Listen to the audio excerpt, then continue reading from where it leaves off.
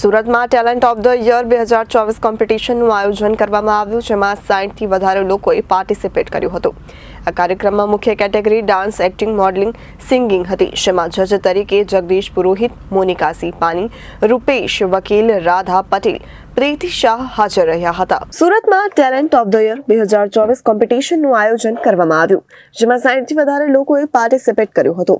આ કાર્યક્રમમાં મુખ્ય કેટેગરી ડાન્સ, એક્ટિંગ, મોડલિંગ અને સિંગિંગ હતી, જેમાં જજ તરીકે જગદીશ પુરોહિત, મોનિકા સિપાની, રૂપેશ વકીલ, રાધા પટેલ, પ્રીતિ શાહ હાજર રહ્યા હતા. અને વિશેષ અતિથિ તરીકે બીના ભગત, પ્રતિમા સોની, દિનેશ લિંબાચિયા, દક્ષાબેન શાસ્ત્રી હાજર રહ્યા હતા. આ કાર્યક્રમમાં વિજેતા થનાર પાર્ટિસિપેટને શિલ્ડ, સર્ટિફિકેટ અને ટ્રોફી, મેડલ તથા ગિફ્ટ આપી સન્માનિત કરવામાં આવ્યા હતા. અને Bela Gujarati urban film poster launch કરવામાં આવ્યું હતું, જેના મુખ્ય કલાકાર પેનલ ઓબરોય, પ્રશાંત બારોટ, ચેતન ડાહિયા, જિગ્નેશ મહેતા, જિગ્નેશ મોદી હાજર રહ્યા હતા.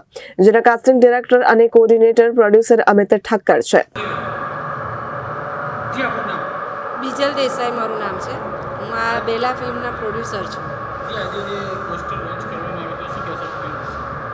આ એક વુમન ઓરિએન્ટેડ ફિલ્મ છે અને 25 ઓક્ટોબરે રિલીઝ કરવાનું અમે વિચારી રહ્યા છીએ. કઈ પ્રકારની આ ફિલ્મ છે ને લોકોને કેવી?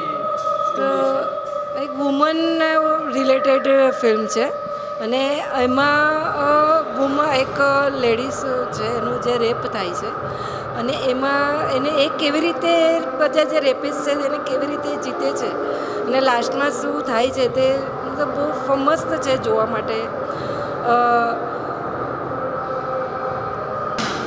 हितेश कुमार पुष्पक है और बेला मूवी का मैं प्रोड्यूसर हूँ और आज इसका हमने पोस्टर रिलीज़ किया है और ये पिक्चर 25 अक्टूबर को रिलीज होगी.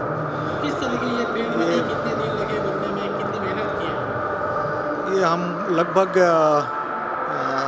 9-10 महीने हो गए इससे हम काम कर रहे हैं और ये पिक्चर एक वुमेन रिलेटेड पिक्चर है और उसका स्ट्रगल की कहानी है.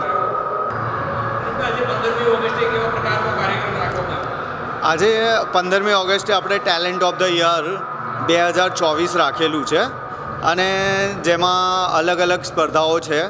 ડાન્સ છે, એક્ટિંગ છે, મોડલિંગ છે, ડ્રામા છે અને સિંગિંગ છે.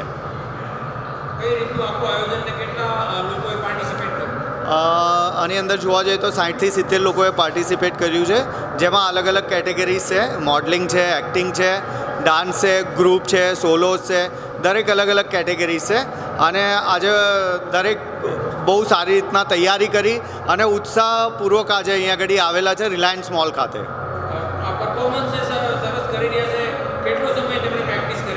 આ લગભગ 1.5 મહિના પહેલાં બધાએ તૈયારી ચાલુ કરી હતી, ત્યારે આજે જઈને આ પરફોર્મન્સ કરી શકે છે.